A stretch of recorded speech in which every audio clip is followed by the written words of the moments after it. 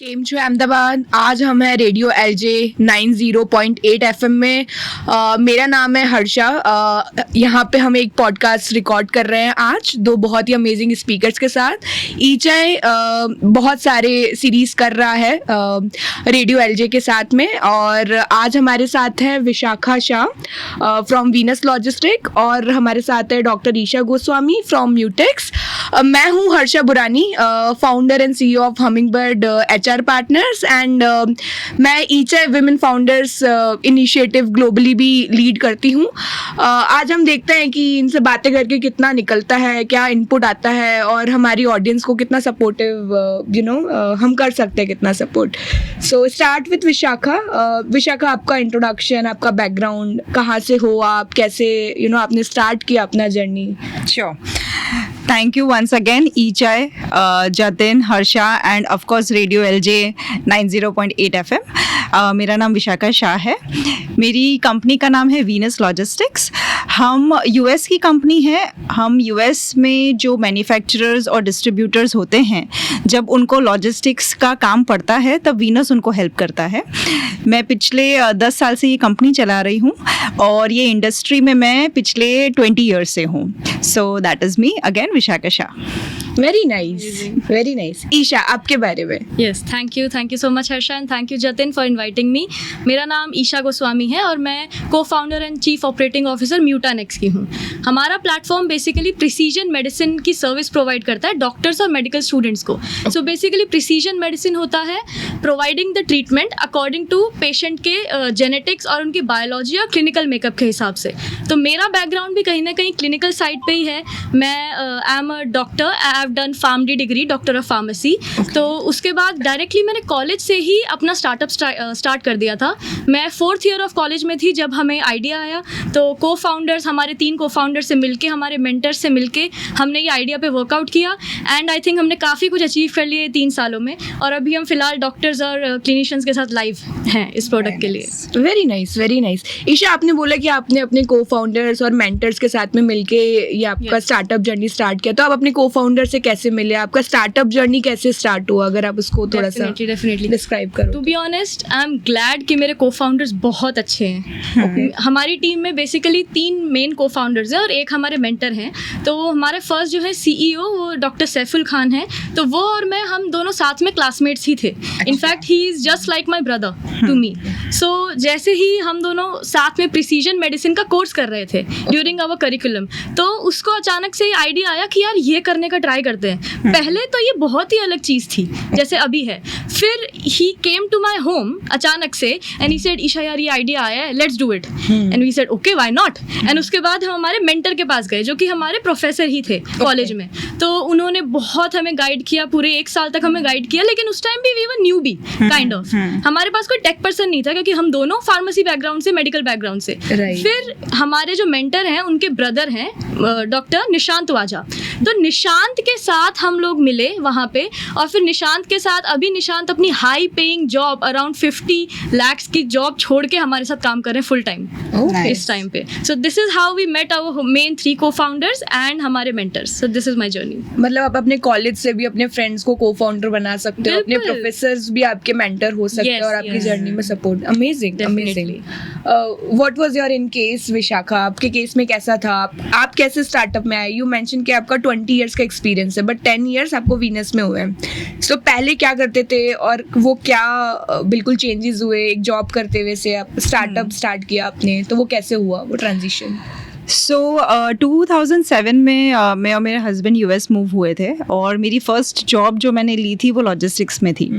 सो वहाँ से logistic world एक इंट्रोड्यूस हुआ कि भाई ऐसा भी कामकाज यहाँ पे होता है। और देखते ही देखते मुझे पता चला कि मुझे काफ़ी इंटरेस्ट है इस चीज़ में। सो मैंने 5-6 साल सेम काम किया। फिर मैंने वेयरहाउस सीखा, वेयरहाउस को कैसे मैनेज करते हैं वो सीखा। फैक्टरिंग किया, factoring in the sense finance कैसे ट्रकिंग में हेल्प हो हो सकता है उसका कंपनी किया। और उसके बाद हमारा हमेशा से डिसीजन था कि घर तो वापस जाना है, मतलब इंडिया वापस आना है। अब इंडिया आने की जर्नी में ऐसा सोचा कि इंडिया जाके हम ऐसा क्या कर सकते हैं कि फिर भी यूएस के साथ अटैच रहें, ये लॉजिस्टिक के साथ मैं जुड़ी हुई हूँ। तब सोचा कि चलो कंपनी खोलते हैं, तब 2016 में ये कंपनी खोली। So this is how Venus happened. Oh very nice. मतलब बहुत कम लोग होते हैं ना ऐसे इंडिया में बैठ के पूरा यूएस मैनेज कर रहे हो, तो like how you are doing it? मतलब मज़ा आ रहा है, मतलब कमा डॉलर्स में रहे हो, बैठ यहाँ पे इंडिया में हो, मतलब दोनों बेनिफिट्स हैं, तो कैसे मैनेज करते हो सब? हाँ, मैं बिल्कुल ऐसा कह सकती हूँ कि आई एम एन्जॉइंग दोनों वर्ल्ड के बेस्ट थिंग्स। ऑफ कोर्स बहुत फॉर्चुनेट हूँ मैं। सो जब यहाँ पे बैठ के यूएस का थोड़ा काम इजी इसलिए हो जाता है क्योंकि यूएस में काम किया हुआ है, प्लस एक टीम है वहाँ पे जो हैंडल करती है, प्लस मैं ट्रैवल भी उतना करती हूँ कि क्लाइंट को मिलने जाना है, कि ट्रैवल्स को मिलने जाना है, तो मेरा जर्नी भी हो जाता है वहाँ का। दिक्कत एक ही बात की आती है कि यूएस टाइम पे काम करना पड़ता है। सो शाम को मेरी ऑफिस स्टार्ट होती है, जब सब घर पे आ रहे होते हैं, मैं तैयार होकर ऑफिस जा रही होती हूँ, तो वो समथिंग इज़ डिफ़िकल्ट, वो थोड़ा हार्ड है। बट बाकी मैंने वहाँ पे इतने साल काम किया है तो थोड़ा it's okay, it's not that difficult in the work wise. Okay, very nice, very nice. Isha, आपके केस में भी वो घर वापसी था, मैंने आपका प्रोफाइल देखा था कि आप बहुत सारी कंट्रीज में रह चुके हो, एसएफ में थे, सो आपका घर वापसी कुछ ऐसा रीजन था इंडिया आने का या फिर क्या था वो रीजन? नहीं, एक्चुअली मैं घर से ही हूँ। मैं वहाँ विदेश वापसी कर रही थी। तो बेसिकली वैसे तो मैं दिल्ली से बिलोंग करती हूँ, पर यहाँ पे 10 to 15 ईयर्स अहमदाबाद में रह चुकी हूँ। तो हमारे ये स्टार्टअप की वजह से ही देखा जाए तो इतने सारे हमें अपॉर्चुनिटीज मिले थे। तो स्टार्टिंग हमारी ऐसे हुई थी कि आईआईटी बॉम्बे में हमें कंपटीशन में सेलेक्ट हुए थे, आईआईटी के यूरेका कंपटीशन में। वो स्टूडेंट स्टार्टअप फाउंडर्स था, तो वहाँ से उन लोगों ने प्रिंसटन के साथ कोलैबोरेट किया हुआ था, प्रिंसटन यूनिवर्सिटी न्यू जर्सी। तो वो लोग हमारे पूरे पूल में से स्टार्टअप 2 ऐसे स्टार्टअप फाउंडर्स ढूंढते थे जो कि वो पिकअप करते थे, जो इंडिया को रिप्रेजेंट करेगा वहाँ पे। So we were very fortunate enough कि हमें 2 बार वो चांस मिला था प्रिंसटन जाने का। एंड उसी के बाद आईआईटी बॉम्बे का एक और प्रोग्राम होता था GII दुबई के साथ, तो we were also selected in that. So हम वहाँ से फिर दुबई गए। फिर जब हमें थोड़ा सा ग्लोबल रिकग्निशन मिला तो हमने ग्लोबल प्लेटफॉर्म्स पे एक्सेलरेटर्स में अप्लाई करना स्टार्ट कर दिया था। So that's how we got into Antler Singapore. तो एंटलस सिंगापुर में we have been like 3 months हम लोग वहाँ पे रुक के आए। सिंगापुर पूरा एक्सप्लोर किया मार्केट वाइज पूरा, और वहाँ पे कैसा हेल्थ केयर सिस्टम और वो सब कैसा रहता है, और फंडिंग अपॉर्चुनिटीज भी। उसके बाद we came back to India. तब हम लगातार फिर हम करते रहे अप्लाई इन सब में। Then we got selected into Draper Hero training programme. तो वो बेसिकली क्या होता है, वो सैन फ्रांसिस्को में होता है, सिलिकॉन वैली में, और वहाँ पे भी आपको 3 महीने रहना होता है with alongside with approx 70 founders all over the world. Amazing. So I guess वो इतना बढ़िया हमारे लिए अपॉर्चुनिटी और प्लेटफॉर्म था कि हम लाइक माइंडेड पीपल से भी मिले, ग्लोबल एक्सपोजर भी हो, और साथ में सिलिकॉन वैली का एक्सपोजर, जो कि स्टार्टअप फाउंडर्स के लिए आई गेस बहुत इंपॉर्टेंट है। एग्जैक्टली, मतलब यहाँ पे जो स्टार्टअप इकोसिस्टम है और वहाँ पे जो है दैट इज वेरी अपार्ट, बहुत फर्क है वहाँ पे। थोड़ा सा एक्सप्लेन करोगे कैसे यूएस का इकोसिस्टम और इंडिया के इकोसिस्टम में क्या फर्क है? Definitely, yes. तो यूएस का इकोसिस्टम काइंडली ऐसा है कि बहुत हैपनिंग है। वहाँ पे हम सैन फ्रांसिस्को में रहते थे, डेली कोई ना कोई एक इवेंट ऑर्गेनाइज करते थे हम खुद भी, और हम अटेंड भी करते थे।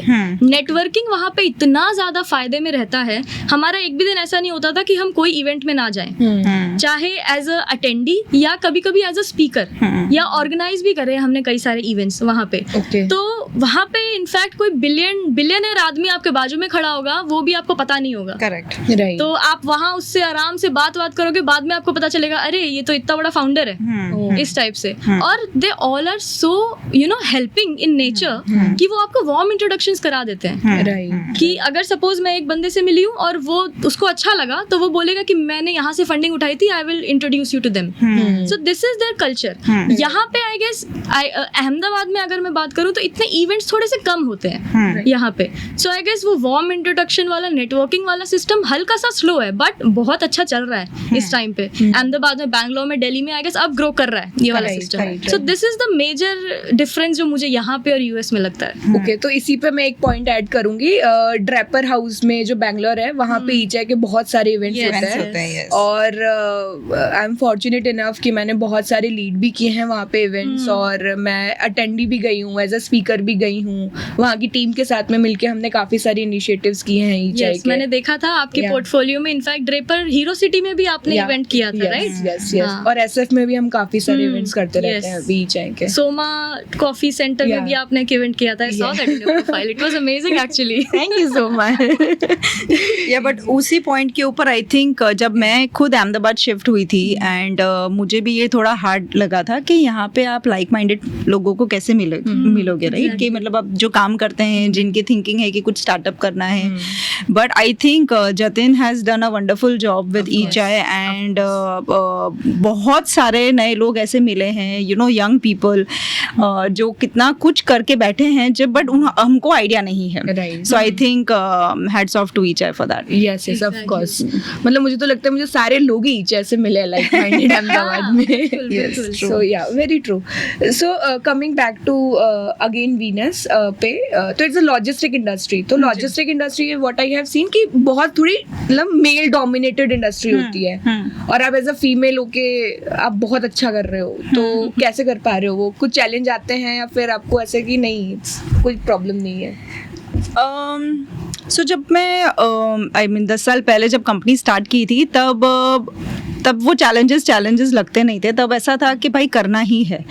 सो अगर मैं वेयर हाउस में जा रही हूँ और अगर मुझे 2-3 घंटा बिठाया जा रहा है कि नहीं हम नहीं आपको मिलने देंगे, मैनेजर को आपको वेट करना पड़ेगा, तो वो 2-3 घंटा भी निकल जाता था, यू नो। और हाँ, ऑफ कोर्स बहुत मेल डोमिनेटेड इंडस्ट्री है, बट मैं बोलूँगी अगर मैं आगे बढ़ी हूँ तो मेल्स की वजह से ही बढ़ी हूँ। उन्होंने ही अपॉर्चुनिटी दी है। जो हमारे ड्राइवर्स है वो ही ट्रक्स चला रहे हैं। मेरे ऑफिस में इनफैक्ट 100% मेल्स हैं। सो थोड़ा वो मुझे ऐसा लगता है कि अभी विक्टिम कार्ड खेलने का ज़माना चला गया है। And I would 100% say that कि नहीं, अभी लड़कियां बहुत आगे चली गई हैं। और मेरे खुद के पर्सनल जर्नी में, या आप मेरे हस्बैंड को लो या मेरे भाई को लो या मेरे कलीग्स को लो, उन सब ने मुझे बहुत ज़्यादा सपोर्ट किया है। तो आई हैव नो रिग्रेट्स, या मुझे ऐसा कोई दुख नहीं है कि मुझे मेल इंडस्ट्री में काम करना पड़ रहा है अकेले। I am pretty fine with that.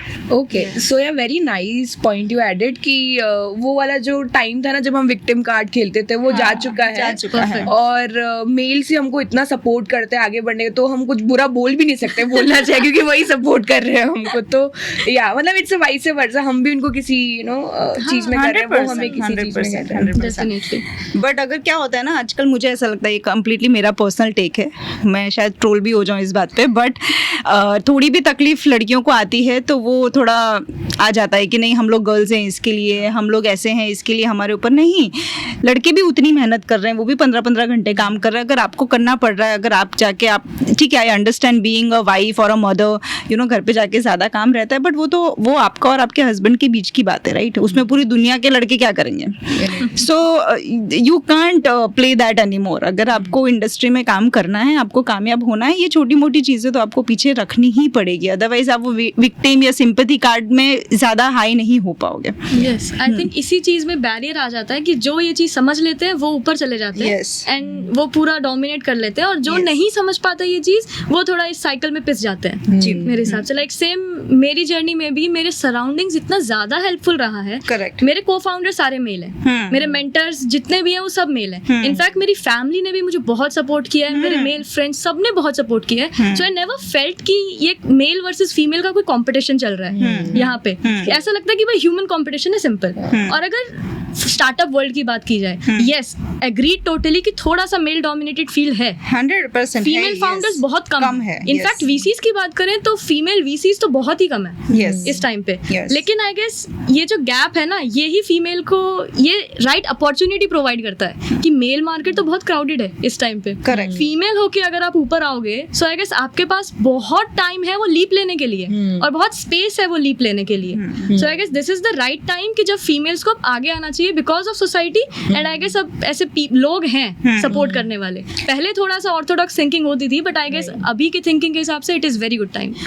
And I also think कि being a female has benefited a lot, I would say. Yes. बहुत ज़्यादा benefit हुआ है, you know. अगर मैं conference में जाती हूँ, वहाँ पे अगर 80 लड़के हैं और मैं अकेली हूँ और अगर मैं पिच करने जाती हूँ तो of course I will get that much of attention. So let's take it, मतलब वो पॉजिटिव में लेके चलो ना कि आप अकेले हो वहाँ पे, मतलब आपका बेनिफिट भी उतना है. एग्जैक्टली पर्क्स आते हैं. पर्क्स होते हैं. और अगर आप एक रूम में बैठे हो 4 मेल के साथ तो आप वहाँ पे आपके उसके लड़का लड़की की वजह से नहीं बैठे हो, आप अपनी नॉलेज की वजह से वहाँ पे बैठे हो. सो इफ़ यू, अगर आपको विन होना है, अगर आपको वो कॉन्ट्रैक्ट लेना है तो आपके नॉलेज और एक्सपीरियंस के ऊपर आपको मिलेगा, ना ही कि आप लड़की हो या लड़का हो. Very Definitely. ट्रू. इनफैक्ट आजकल तो कितनी गवर्नमेंट स्कीम्स भी चल रही हैं Yes. स्पेसिफिकली फीमेल फाउंडर्स के लिए. इनफैक्ट स्टार्टअप वर्ल्ड के अंदर भी कई ऐसे वीसीज होते हैं जो सिर्फ फीमेल प्रोग्राम चलाते हैं. जैसे IIM का NSRCL का सिर्फ फीमेल फाउंडर्स का है. IIM अहमदाबाद का भी सिर्फ फीमेल फाउंडर्स Yes, का है. तो आई yes. गेस वो हब मिल रहा है हमें, तो उसका एडवांटेज भी उठाना चाहिए. अगर नहीं उठा रहे तो उठाना चाहिए उस चीज़ का तो एडवांटेज. मैं एक छोटी सी बात कहूँगी. सो मेरा I have a sun 14 years का है, तो मैं उसको ट्राई कर रही थी समझाने का मेल और फीमेल का डिफरेंशिएट. तो मैं उसको बोल रही थी कि शौर्य यू नो फीमेल के मतलब you know there is lot of partiality going on. Yes, yes, yes. So Shaurya बोलते हैं हाँ मम्मी बहुत पार्शलिटी होती है. मैंने बोला आप लोग के क्लास में भी होती है? तो बोलता है हाँ. मैंने बोला कैसे? बोले हम लड़कों को कहीं पे प्रेफरेंस ही नहीं देता है, फीमेल को ही देते. सो ये जो जेनजी का अलग प्रॉब्लम है, उनको लड़कों को ऐसा लग रहा है कि they have been degraded and you know females are getting more opportunity. So हाँ, world is changing I guess. Yes, I think लड़कों को वो बीटी आ रहा है कि यार हाँ. हमको वो प्रेफरेंस नहीं मिल रहा है, सारा अटेंशन तो लड़कियां लेके जा रही हैं. तो आई थिंक हाँ, मेरिट पे ही खेलना चाहिए, नो मैटर वो लड़का है या लड़की है. बट या दैट्स कंप्लीट. और अगर इशू आते भी हैं तो just don't just sulk about it. आगे बढ़ो. आगे एग्जैक्टली आई गेस ये सबके साथ होता है. चाहे आप मेल की कुछ अलग प्रॉब्लम्स हैं जो मे बी हम नहीं समझ पाते हैं और हमारी कुछ अलग प्रॉब्लम्स हैं, तो ढिंडोरा पीटने के अलावा I guess just be with it, face it. Yes, very true. Isha, आपने अभी बात की कि आपने यू नो VCs की बात की, फंड रेजिंग की बात की, आपने बोला कि हमें फंडिंग भी हुआ था. तो उस पर थोड़ा बताएंगे कि you know how you raise the funds और कैसा है फंडिंग इकोसिस्टम. यस, तो अभी हम प्रोसेस में हैं फंडिंग रेज करने के. तो आई गेस फंडिंग का मेन सिस्टम यही होता है कि हम आई गेस जब ड्रेपर गए थे तब हमें इतने ज़्यादा VCs से हमने आउटरीच किया था खुद वहाँ पे, क्योंकि आप बैठे रहो और आपको मेल्स भेजते रहो तो आई गेस नहीं होता है. मेन इंटरेक्शन होता है वार्म इंट्रोडक्शन से, कि जैसे आप अगर मेरे को जानते हो और मैं आपको इंट्रोड्यूस करा रही हूँ कि yes Harsha is a very good girl, उसके स्टार्टअप में इन्वेस्ट करना चाहिए. सो आई गेस ये इकोसिस्टम ऐसे ज़्यादा वर्क करता है rather than applications. Applications website पे तो अप्लाई कर दो और उनके इंटर्न्स देखते रहते हैं मेन. तो आई गेस कम्युनिटी बिल्ड करने से और वार्म इंट्रोडक्शंस के हिसाब से ज़्यादातर फंड रेजिंग का मेन चलता है. इनफैक्ट जब मैं आपके ईचा के इवेंट में आई थी देन आई मेट देवेक्स के जो फाउंडर है उनको, एंड उसके बाद यस जाइडस VC फर्म वाला जो फैमिली हाउस है उनको भी मैं मिली थी, मृणाली को. यस, तो अभी आज ही मेरी मृणाली से बात हुई थी उसके रिगार्डिंग. यस, सो मतलब एज आई सेड आप लोगों ने ईचा इवेंट किया, मैं वहाँ गई, मैंने रिस्क लिया, आई आउटबाउंडेड माई सेल्फ. मैंने उनसे सामने से पूछा कि भाई ऐसा ऐसा है, how can Zydus help me, इस टाइप से. आई गेस फाउंडर्स एबिलिटी होनी चाहिए रिस्क लेने की एंड आउटरीच करने की, कि मैं जाके बोलूँ उनके पास. हमें सिंगापुर जब हम गए थे ना तो आई वॉज वेरी यंग उस टाइम पे. आई गेस ये 1-1.5 साल पहले की बात है, तब मैं इतना इकोसिस्टम में थी भी नहीं. तो हमारे जो मेंटर मिले थे सिंगापुर में, तो उन्होंने हमें बोला था कि ईशा आपको ना कितने ही डोर आपके मुंह पे शट हो जाएं पर आपको हार नहीं माननी है उस टाइम पे. और क्योंकि उस टाइम वी वर सल्किंग कि हम हॉस्पिटल में गए, हमें अच्छा रिप्लाई नहीं मिला तो हमें ऐसा लगा कि यार यहाँ नहीं करते, मार्केट अच्छी नहीं है. लेकिन नहीं, उन्होंने ये बोला तुमने तो 5 ही जगह ट्राई किया, जब तक 500 बार ना ट्राई कर लो तब आपको जाके एक लीड मिलेगा. तो इतने डोर्स आपको नॉक करने पड़ेंगे और उसके बाद आपको कोई ना कोई एक तो आंसर कर देगा. राइट. तो कई बार ऐसा भी होता है कि आप वो एक्सपेक्ट नहीं कर रहे. जैसे आप ईचा का आपने इवेंट अटेंड किया, आप उमेश से मिले, मृणाली से मिले, आपका वो एक्सपेक्टेशन शायद नहीं होगा जब आप इवेंट अटेंड करोगे, but you and up meeting very good people, like minded Exactly. People, और वो शायद कुछ आपके कन्वर्ट भी हो जाते हैं as a Definitely. Client, as a you know, अगर आप फंडिंग कर रहे हो, रेस कर रहे हो Yes. तो So, एक एग्जाम्पल हमारे साथ हुआ था जब हम यूएस गए थे सैन फ्रांसिस्को में। तो एक इंडी बायो का इवेंट था जो कि हमारा ओकेश गया था, 4 घंटे का event. We were very tired, me and my co founder. उसके बाद एक और इवेंट था which was very far from that place. So we thought अरे यार छोड़ना, नहीं जाते, रहने देते हैं। बट हमने बोला कि चलो चलते हैं, 5 मिनट के लिए जाके आएंगे। एंड हम पहुंचे और हमने सोचा कि अरे खाली स्टेज है, लेट्स पिच अपना स्टार्टअप। तो अचानक से हमने वहाँ पे पिच कर दिया, 1 मिनट की, सिर्फ 1 मिनट की पिचिंग। और जैसे ही पिचिंग हुई, बाहर आए, so one doctor called us कि I want to buy your product, and we signed our first LOI of $50,000 super. उस टाइम पे। Very सो वो एजेंसी, एक्सट्रीम एजेंसी दिखानी पड़ती है। आई गेस हर एक स्टार्टअप फाउंडर के अंदर ये ट्रेड तो होनी चाहिए, एजेंसी वाली। एजेंसी वाली। Yes. Very nice, very nice. So Vishakha, आपका स्टार्टअप तो बूटस्ट्रैप्ड है, राइट? तो आप फंडिंग देते हो, लेते नहीं हो, या फिर बूटस्ट्रैप रहते हो क्या? शाखा फंडिंग देते हो? बिल्कुल बिल्कुल, पिच करो हमें। देखो अभी की अभी यहाँ पे नेटवर्किंग हो गई मेरी। मेडिकल में करना ही है मेरे को, so yeah, let's talk. See after camera. ऐसे ही होती है सारी डील्स, है ना, हम मिलवा देते हैं, फिर डील्स अपने आप हो जाती है। आपको भी टेक देंगे उसका। नहीं ठीक है, ब्लेसिंग्स दे देना चलेगा। So you are happy with bootstrapping and आपको फंड करना है, ऐसा है अभी? मेरे पास इतना ज़्यादा कोई दूसरे इंडस्ट्री का नॉलेज नहीं है, ठीक है। मुझे सिर्फ लॉजिस्टिक्स और ट्रांसपोर्टेशन आता है। मैंने कभी कंपनी के लिए भी कहीं से लोन वगैरह कुछ लिया नहीं है। हो गया मैनेज सब कुछ, यू नो, घर से पैसे निकाले थे और सब कुछ, everything went okay.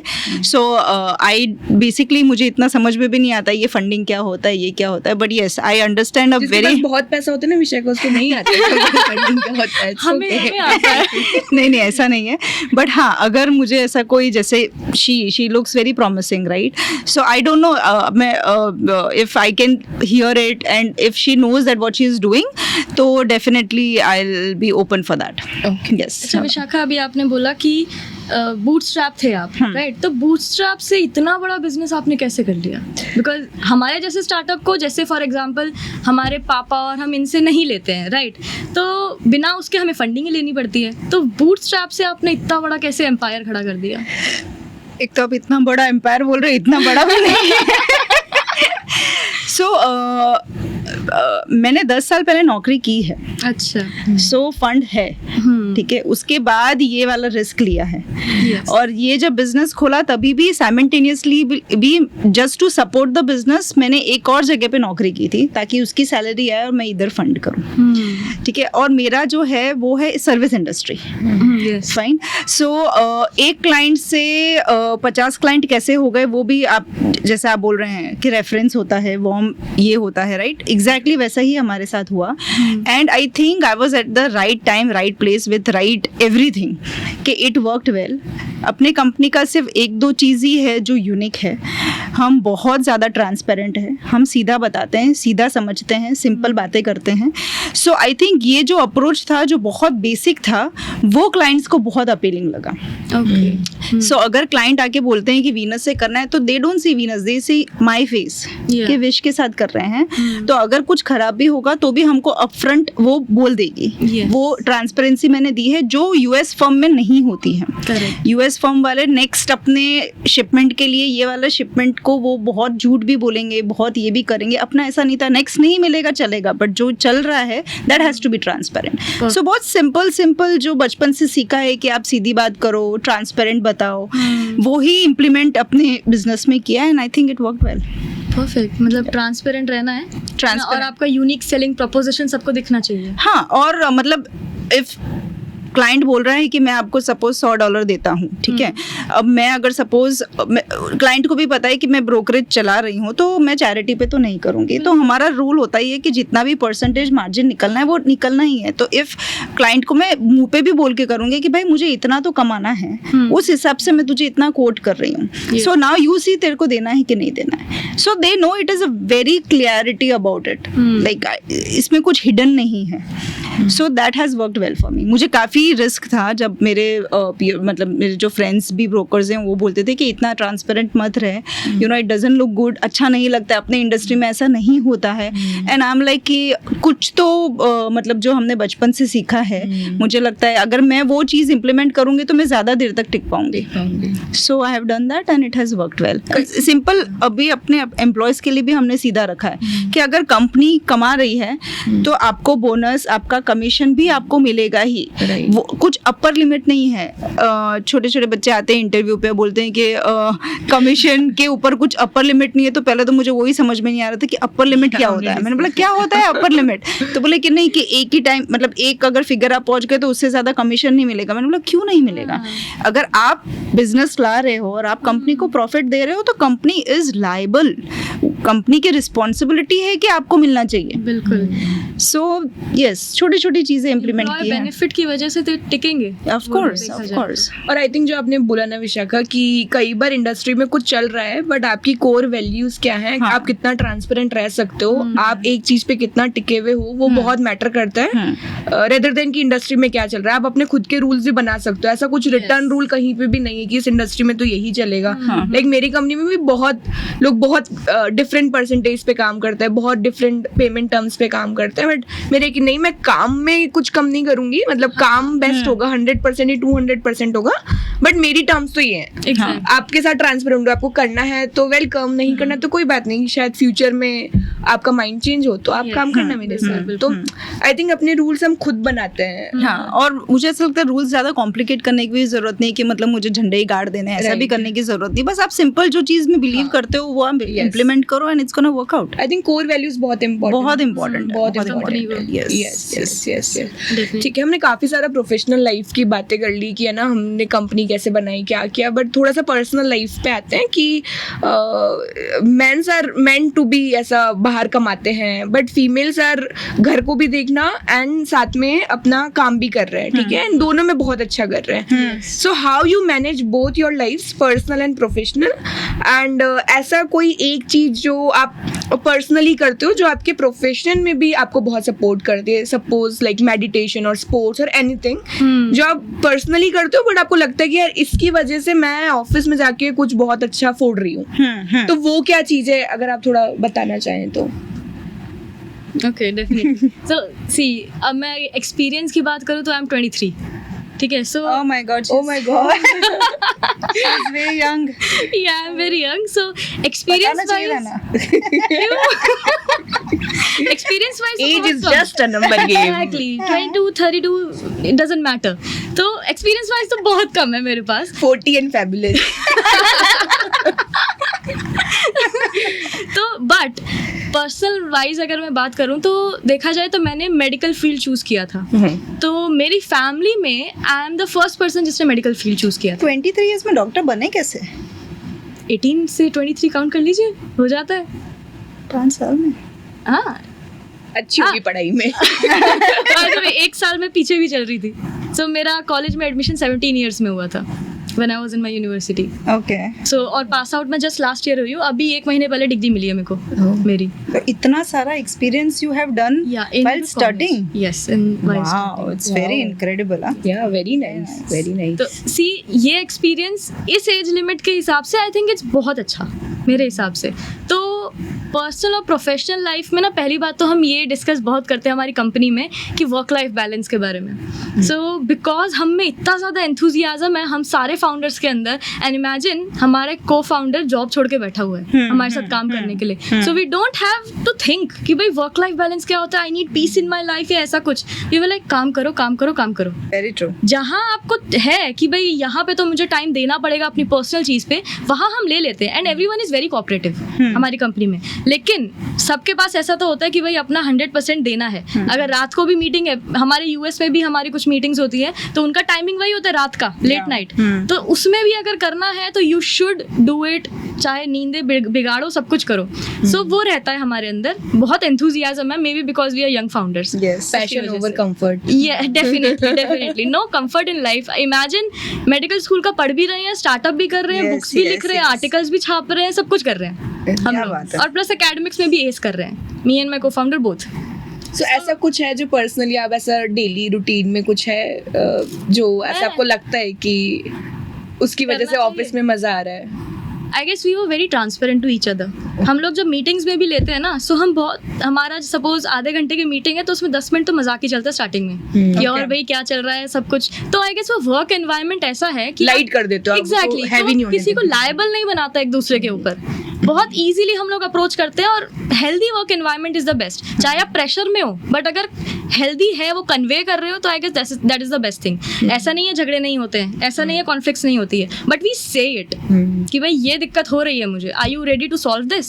So this is the main point I guess कि we were very transparent even in the personal life. Even my personal life मैं किसी से भी डील कर रही हूँ, इनफैक्ट माई मॉम और anyone, my brother, I am very up to date and transparent to them कि भाई आई वॉन्ट दिस नॉट जिद्दी टाइप का बट ट्रांसपेरेंसी टाइप का. So I guess that works a lot.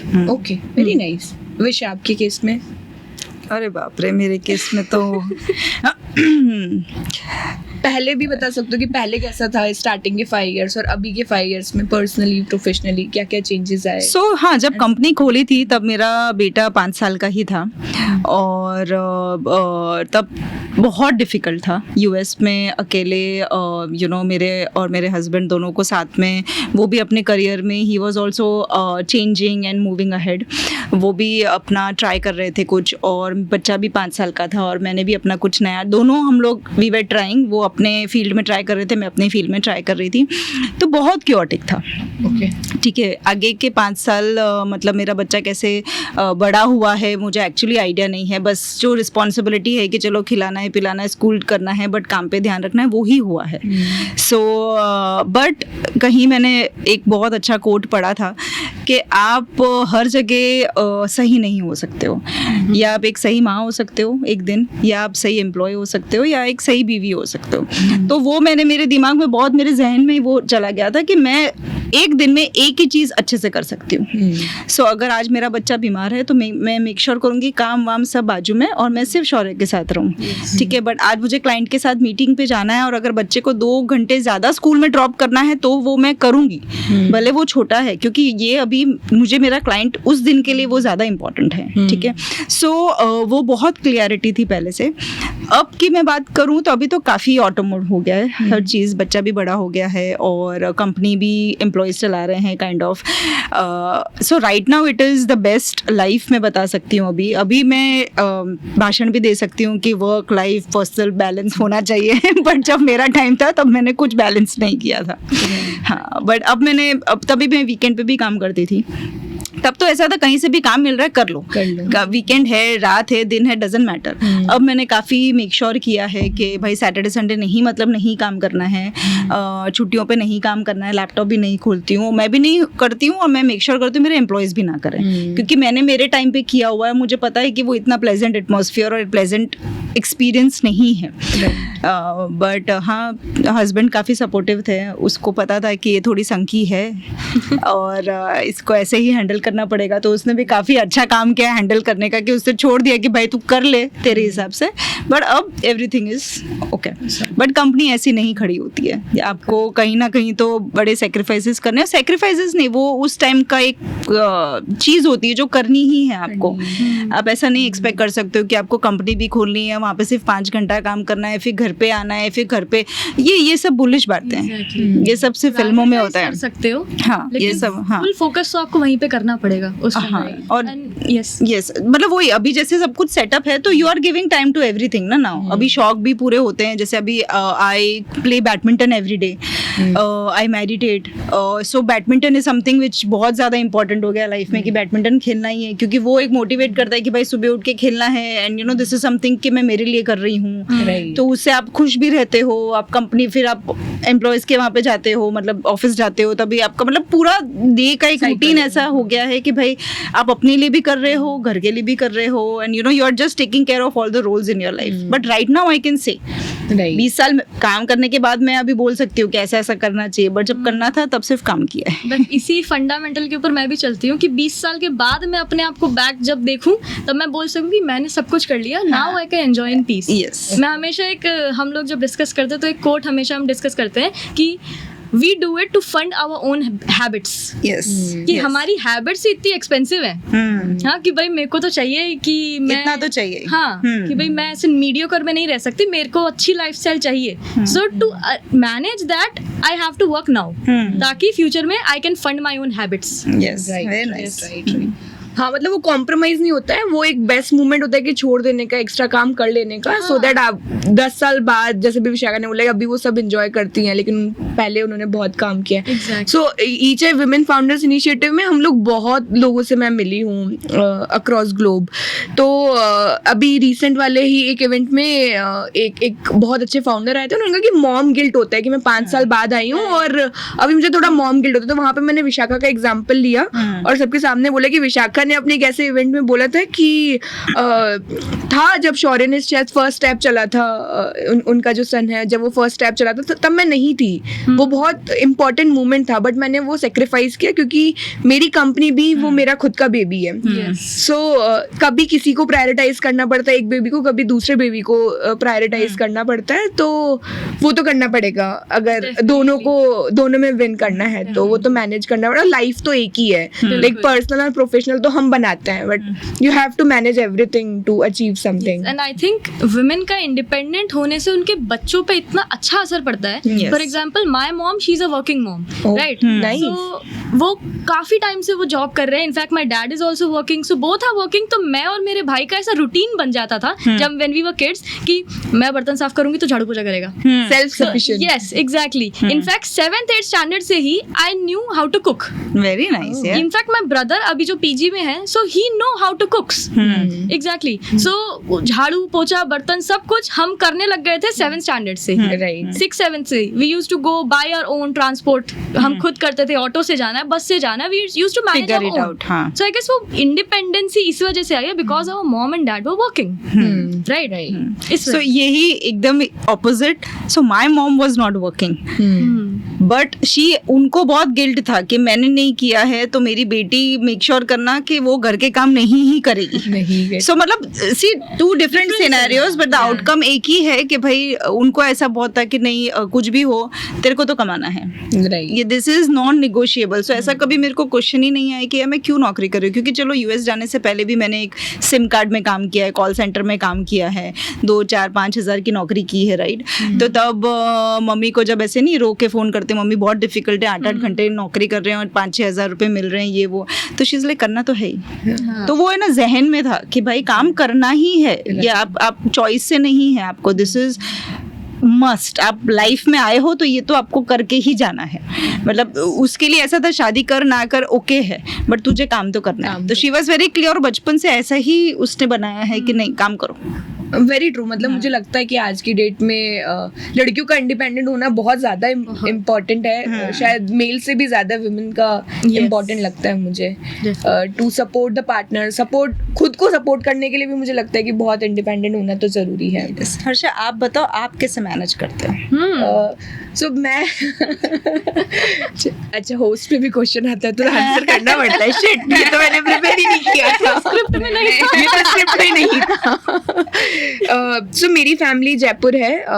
I born in bought up in Jaipur.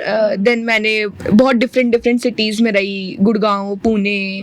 But मुझे अहमदाबाद बहुत पसंद आता था कि यार अहमदाबाद इज अ सिटी जहाँ पे मैं रह सकती हूँ. मैंने यहीं पे अपना जॉब स्टार्ट किया, फिर एंड भी यहीं पे किया, और ईचाई के इवेंट्स में बहुत अटेंडी बन के आती थी.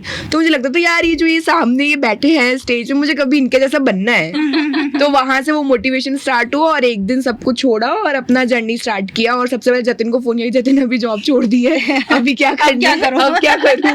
सो यहाँ से मेरा जर्नी स्टार्ट हुआ. तो और मैनेज यही करना था कि family is very important for me. तो मंथ में 1-2 बार तो ट्रैवल करना ही होता है, नो मैटर कि 2 दिन के लिए या 4 दिन के लिए. बट वो मुझे अपने लाइफ में चाहिए था. अगर मैं शायद जॉब करती तो मुझे कोई भी कंपनी छुट्टी इतनी नहीं देता.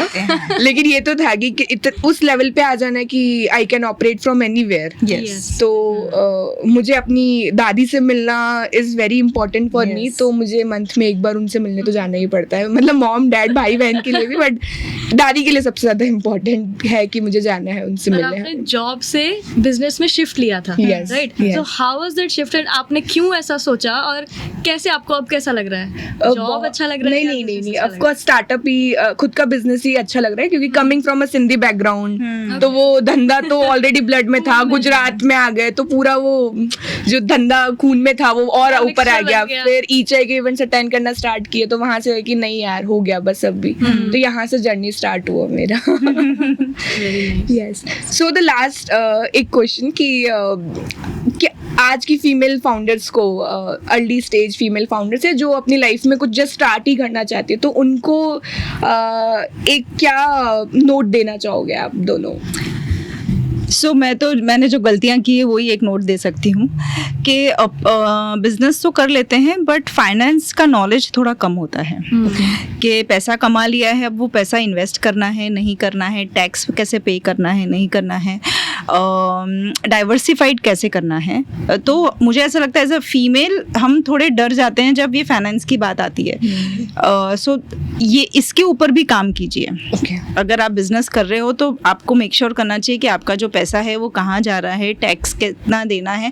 It is very very very important to know that. हम वो क्या करते हैं, आउटसोर्स कर देते हैं। मैंने खुद ने भी मेरे पति को ही बोला है सब करने के लिए, बट मैं इसलिए बोल रही हूँ कि ये मुझे ऐसा लगता है कि मुझे मतलब बहुत पहले सीखना चाहिए था। तो ये एक मेरा ऑनेस्ट सजेशन होगा।